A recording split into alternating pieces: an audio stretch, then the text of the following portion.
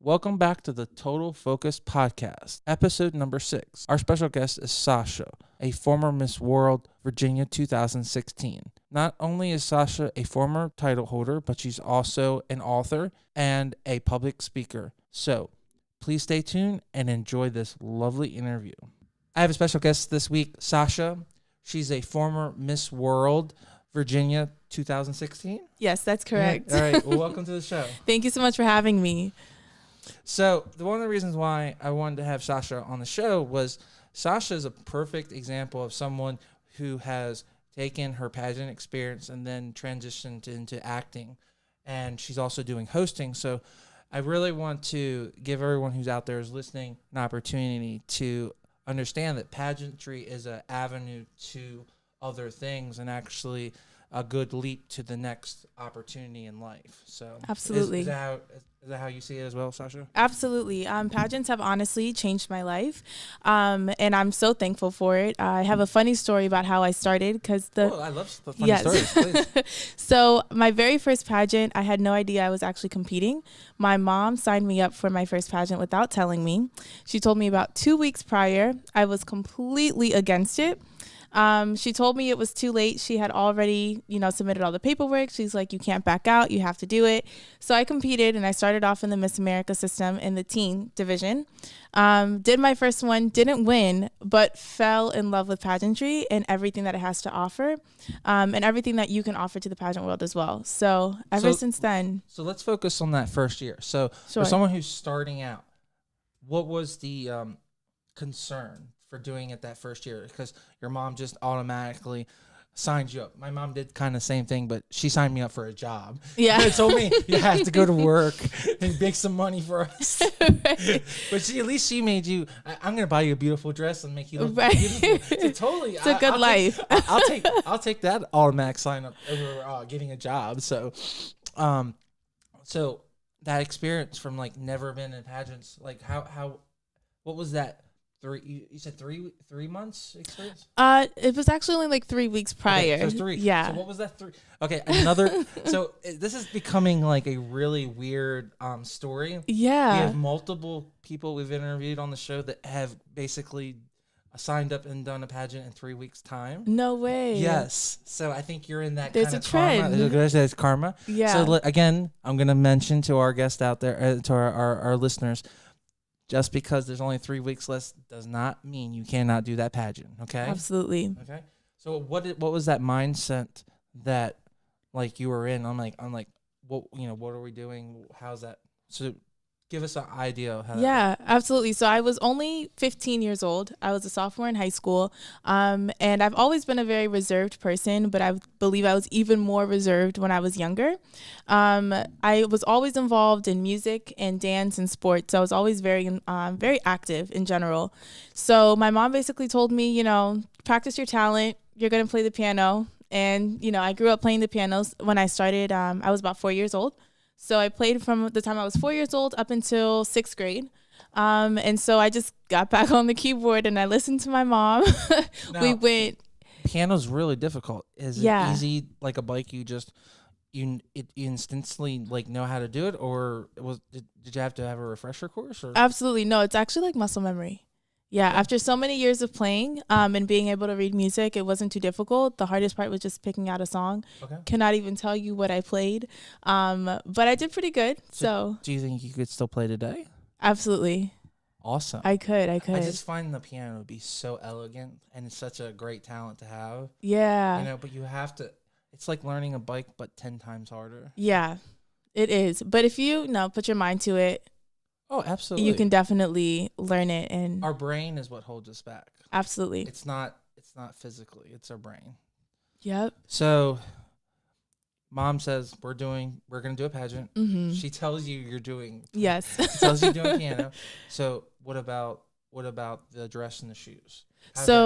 We honestly went in kind of blind, which is pretty normal. I mean, it was 3 weeks out and we didn't have too much experience with that world. That was definitely, I don't even think on my radar to ever really participate in pageants. I always watched Miss USA and Miss America growing up, but I don't think I really ever envisioned myself being as involved in that world as I am today. So we just went to the mall and found an evening gown. I think we found like a prom dress, and we worked it. You felt fabulous in it? I did. Okay, I actually think I still have it today. Okay. So as long as you feel yes. So take her advice. As long as you feel fabulous, you'll look fabulous. Absolutely. Yep. It's all about how you feel in an outfit. Not too much about what other people say. It's about how you feel and how you look. And as long as that radiates on stage, that's what matters. So after that first teen pageant, Sasha, you're hooked, right? Yes. So, beyond hooked. What's the natural next thing? Did you automatically go back to America because you want to do a talent, or did you decide to look at something else? Like what? So if I remember correctly, I believe I did another America system as well out in Greater Richmond. Did that. I placed second runner-up or third runner-up. My memory's a little foggy. But the locals are crazy. Right. Locals, if you haven't done an American system, they have all these crazy locals, and they, depending on the year, one local will disappear and the other one will pop up, and they'll change the name. Yes. So that's okay, Sasha. Yeah. We'll just go with old age at 25, okay? Yep, 10 years later. So I did another Miss America system, and then I switched over to the Cinderella system. And I don't know if people know about that one too much. No, I personally have been doing photography for almost 10 years, and I have no experience in that. So please, okay. let's tell us what makes it special. Absolutely. So it's a scholarship pageant. So I actually did the local one for that, won that, and went on to the state one for Virginia, and I won that as well. So that was a huge achievement. I was really excited. That was the first pageant that I really won. And then I went to compete on the international level, which was out in Texas. So you have countries from all over the world. There's honestly hundreds and hundreds and hundreds of girls staying at this Texas hotel. And I think it was in Dallas. And it was honestly incredible. Honestly, an incredible system. Okay, so are you 17? I was, I believe, 16.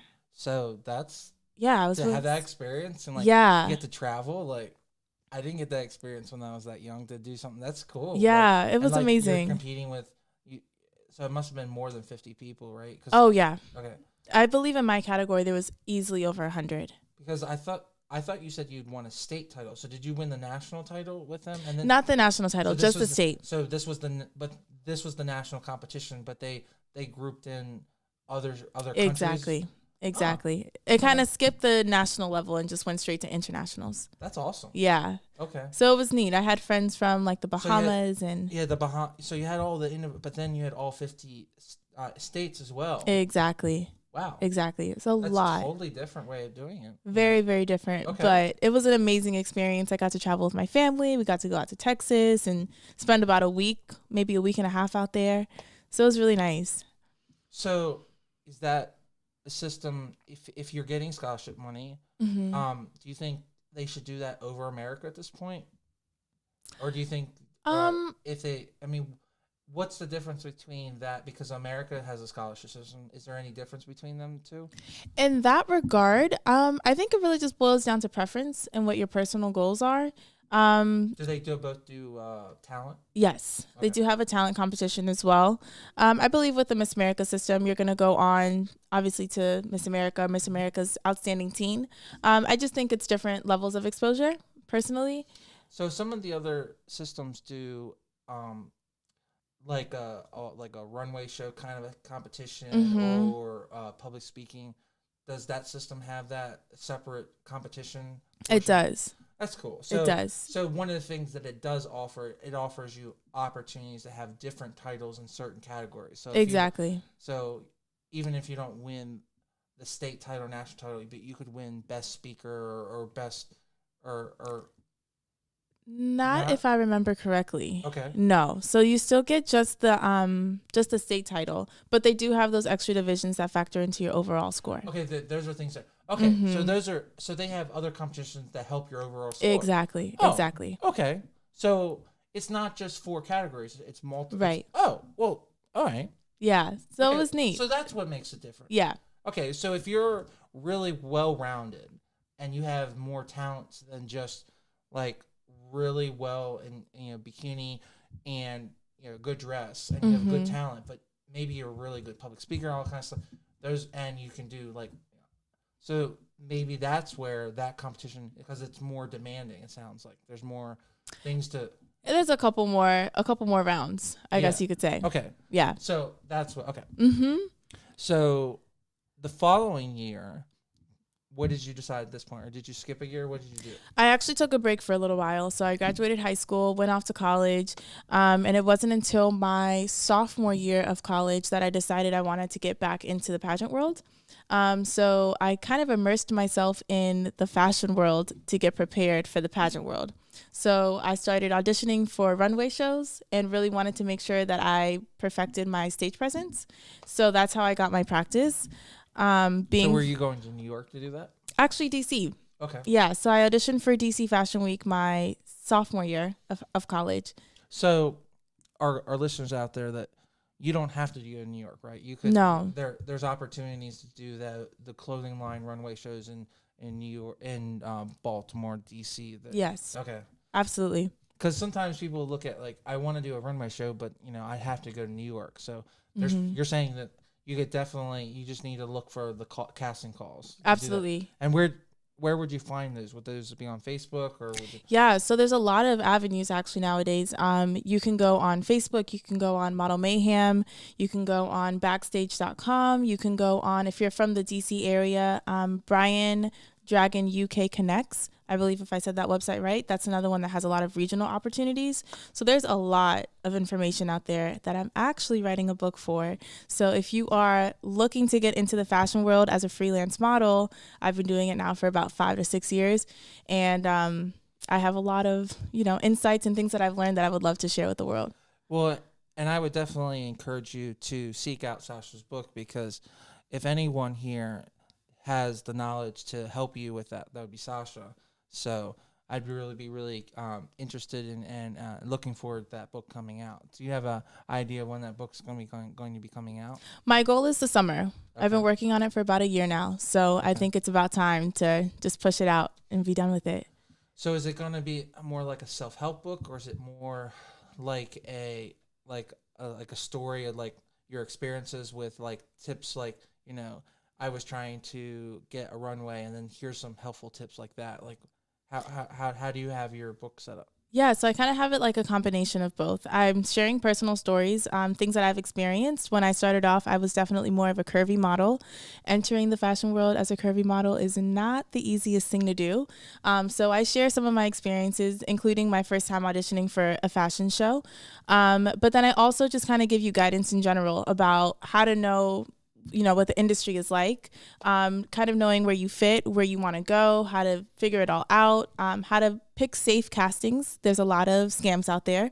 So being safe, also mental preparation, because the industry is not easy. And you're kind of putting yourself in a position to always be judged. So you have to have that mental stamina in order to make sure that you can last without being, off-centered. I can't endorse this book enough, and Thank you. Definitely we'll have to have you come back, and if you wouldn't mind reading a couple excerpts of your book. Absolutely, I would love that, and we'd love to talk about your book when it actually comes out. So please keep us in mind. So you're looking to do runway, and you're at this point, I assume you're 21, 22 at this point. I believe I was 19, 20. Okay. Yeah. So you're done college, or you're almost done college? I was a sophomore. You're a sophomore. Mm-hmm. So you're still in college. Yes. Okay. So what were the challenges that you really found in the runway world? You were saying that you were considered a plus size model at that time. Okay. Yeah. So were you having problems finding jobs, or just finding the right designers that would actually fit you, or what was this? It kind of boiled down to the designers. That's actually one of the stories that I do share, and I'll share it with you now if you'd like. If you want to give us a little preview, yeah, absolutely. I don't want to give a spoiler. So my first casting, I auditioned and I got casted by the casting director. So I went back to school ecstatic, thinking, I booked my first job. Like, I'm so excited for this show and I can't wait to walk. And I was practicing. And the day of the show comes and we have rehearsals and the designers start to pick the models that they want to wear their clothes. And I realized at the end of it, I'm not casted for any designer. So I find the director and I ask him, hey, you told me to be here because I was casted, but I don't have any designers to work with. So he said he was going to figure out what happened. And when he came back to me, he basically told me at that time I was too curvy to be skinny, but too skinny to be considered a curvy model for the designers that were there. So I was devastated because my entire family bought tickets and I wasn't able to walk in the show. So I basically was like distraught, and I have a wonderful mom, who's really, encouraging, but sometimes she has tough love. And so she basically told me I could give up at that moment or I could learn from it and just continue to move on in the industry, but I couldn't let it stop me from living my life. So I let out my tears and I was like, you know what? I'm going to continue. And I'm glad I did. The very next show that I had with that same casting director, I walked in with one designer and ended up walking out with 4. So I learned. So perseverance. Yes. So key thing here, perseverance, knowing what you need to improve on and accepting your faults and willing to play the game. So yes, you want to be accepted, so you're willing to do what they want to be. It doesn't necessarily mean that you have to play it that way, but right. you want it to be accepted, so you're willing to do what they wanted to be done. So I commend you for doing that, because you got what you wanted. You wanted to be in that show. So exactly. And I will say I was still the same size, and I realized that it really depends on who the designer is, not necessarily who you are and what look they're going for. And I think that's really similar to pageants too, where you never know who the judges are going to be, and different judges, different results sometimes. And, it kind of correlates. And so I'm glad I learned that lesson so early on. And I want to share more lessons like that, with people who are interested in getting involved. Well, I appreciate that you bring that up. I want people to realize this when you're starting out, that if you're doing a local pageant for the American system and you don't get placed the first time, it might be just because the judges are just assholes. And, you need to find a local system that is going to be looking for you. I mean, I don't know other way to say it. Like, the world has all different types of shape, sizes, and we're all different. Every single person, even if you're considered the most gorgeous person in the world, the most gorgeous person in the world is not comparative to the other gorgeous person in the world. So you just need to find your role and be acceptable to your role. I mean, is that, Sasha, is that a good way to say it? Like, absolutely. Yeah. I think knowing who you are is what matters the most. As long as you know who you are, the opinions of others aren't going to shake you. I just wanted to take 1 second from this great interview and talk about our sponsor of the week, Mid-Atlantic Video and Photography Productions. No matter if you're planning a wedding, a special event, or you just need an amazing headshot, they are the team to get the job done. You can reach out to them at 443-422-3830. Again, that's 443-422-3830. Or you can go right to their website at mavpp.com. Now let's get right back to the show and listen to this great interview. So you had a successful second year of doing the runway, right? Yes. So have you continued to do that runway show every year now at this point? I've done it a couple times. Not every year because I was out of state for college. So it was a little difficult coming back for rehearsals. But I definitely stayed connected to the fashion world as a whole, just whether it was print modeling or being a brand ambassador, promotional model, and then also doing runway. So at this point, you just brought those up. So at this point, have you already started doing promotional modeling and all this kind of stuff? Like, where does that come into the play? So you're still in college, you're doing runway, but are you doing modeling now? Are you doing Yes. So how does that, like, how'd you get in? I mean, you mentioned Model Mayhem, so I assume that you have a Model Mayhem and you've been cultivating that. Yes. Okay. Absolutely. Is that where it's coming from, or are you working on Facebook to do that? Yeah, so at that point, it was kind of a combination of Facebook, Model Mayhem, but also my friends that were models. If they would hear of gigs, we would always share it with each other and go to castings with each other, just that we all felt safe. And that's usually how we got joint castings together. So I've been able to do promotional modeling events with friends and get paid for it. I know that's the end goal is get yes. Exactly. Let's go back to your point about your girlfriends. So sometimes girls don't want to be friends with other girls. There's some kind of cattiness back and forth. So do you have any like good suggestions for people that, you know, because this is one type of industry where having a girlfriend who's ready getting a job or in the industry is really in your best interest to have friends like this. So do you have any tips to cultivating that type of girlfriend that is in the loop that you can rely on? You know, you don't have to go out and drink with her, but like maybe just being able to communicate with her. Yeah, I mean, I think really just feeling people out and being open. And if you can extend that olive branch first and kind of share information with them and see if, you know, maybe they'll be open to share information with you in the future. That's kind of a good way to gauge, but always, always, always exchange social media accounts with people, because I think that's a really good way to also just kind of stay in touch and see, you know, photographers that people are working with or ideas that you may never have had before when it comes to the industry. So I got a question for you. So would you suggest separating if you're specifically pursuing modeling and acting, would you have an acting modeling separate account that's public and then people can see and everything is professional and everything is groomed to a certain category, and then you have a special private account that is just for family and friends? Do you think that's a good idea? Do you have it like that? Like, what's your thought about that? I think it depends on preference again. Personally, I only have one Instagram account when it comes down to like my public profile. Is it very selective? Are you very picky about it? I'm very picky about what I put on there. So that means, guys, yes, if you make her wall, that means it's a good thing. You know? Yes. It's a mark of honor. But also, you know, you're going to want to brand yourself. And so you don't want to put pictures up there that are going to hurt your brand or the brand that you're trying to build. So that's where I guess you have to kind of draw that line. If you want to keep something that's more personal, then keep it separate where you put your regular life on there. But if you want something strictly for the brand that you're building, whether it's as a model or a pageant girl, just make sure you're really careful about the stuff that you're putting on there and the language that you're using as well. I would agree. Yeah. Trying to stay PG as much as possible. Yes. And not trying to burn any bridges. Because Absolutely. Somehow, you know, when it comes in life, that person just comes back in your life.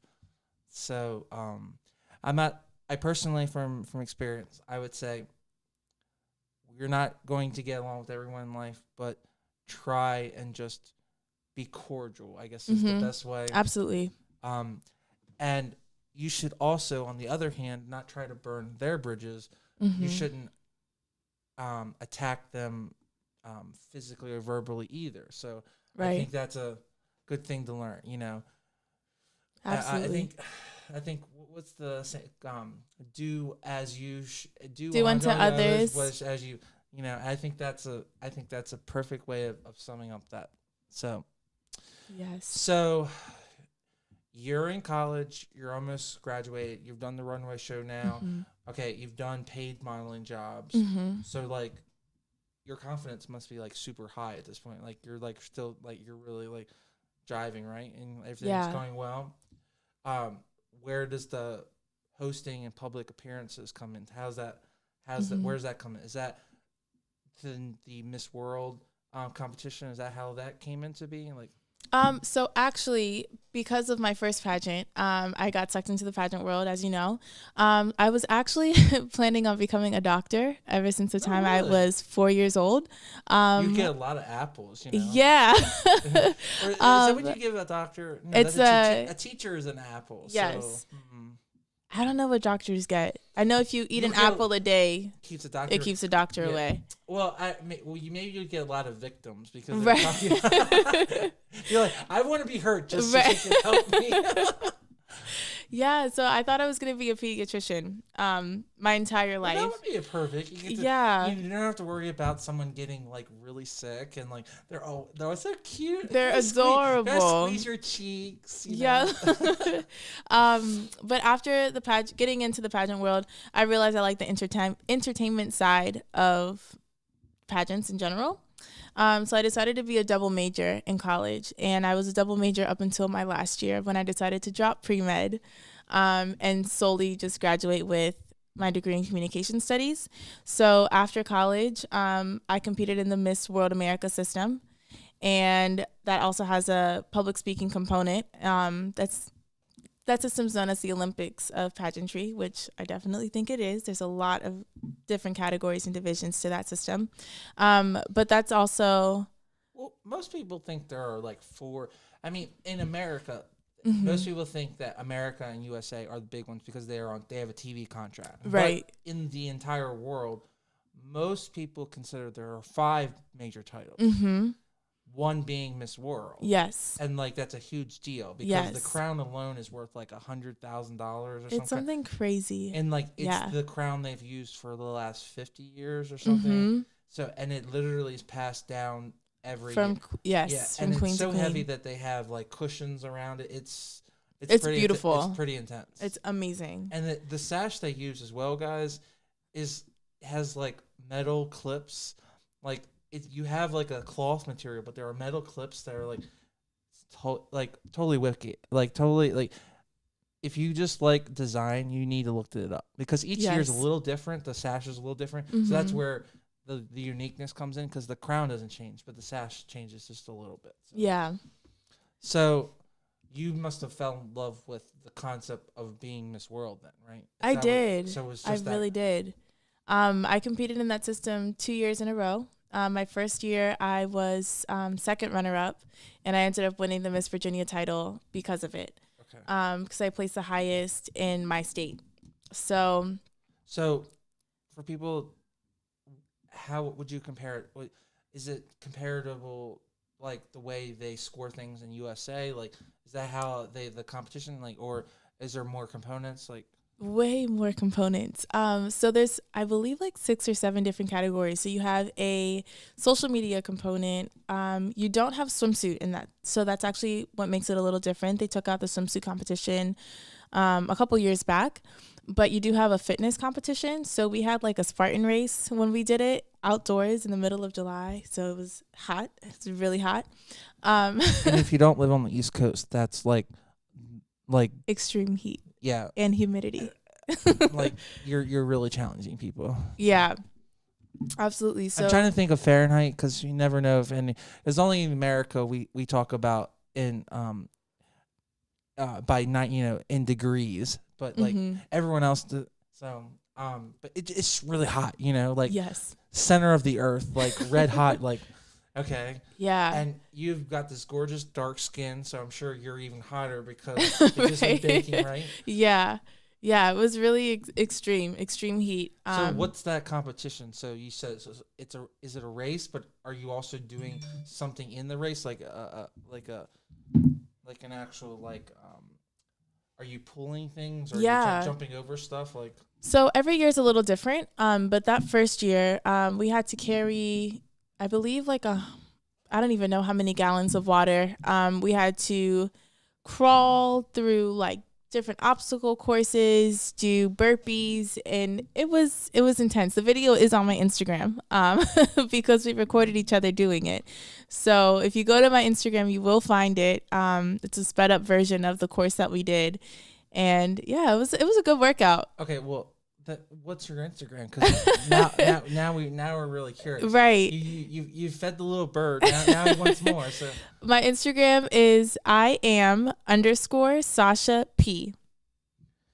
And so you have it in triple speed, I guess. Yes, it's a sped up version with some fun music behind it.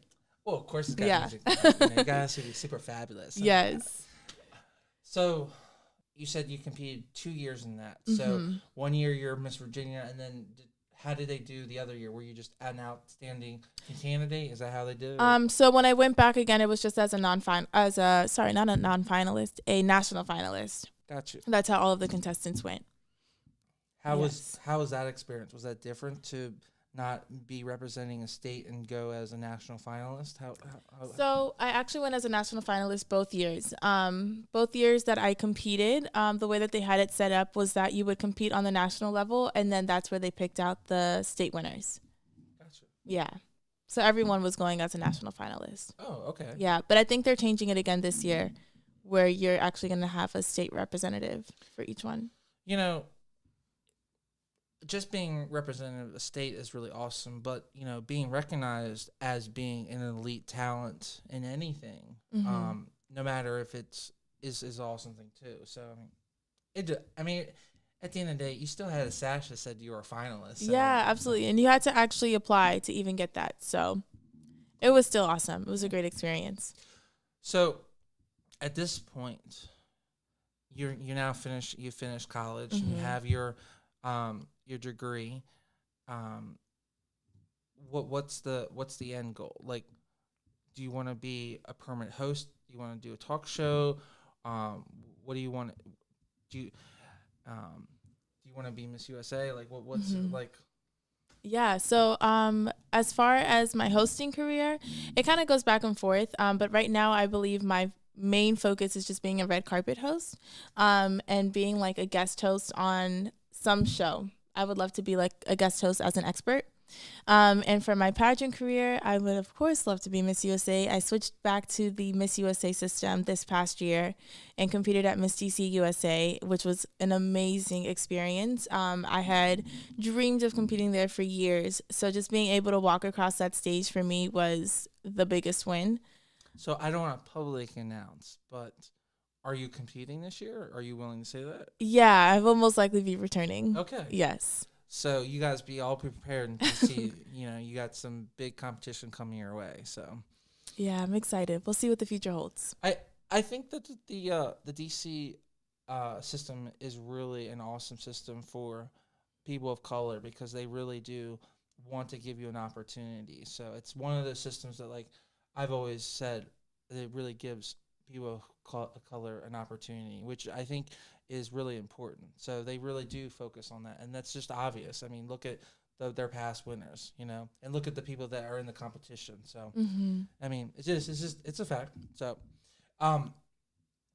is that what draws you to DC? Because there are so many people of color and so many people that are doing so well in that field that draws you there? Like, is competing in other systems in general? Well, for one, I think DC's always been a second home. Growing up in the Northern Virginia DMV area, DC's always been like a second home to me. So when I moved out there, it was kind of a no-brainer for me personally, but also just seeing, the women that DC produces, they are just phenomenal, inspiring women who are just breaking barriers on every level. So that's definitely something that attracted me to it. And I really feel like the sisterhood in DC is so strong that's such a special thing that I don't know if you find everywhere. But I know that I've been able to be a witness to it. So it would be an honor to be able to join it. Well, I would love to see you win. So thank you. You have someone in your corner. So.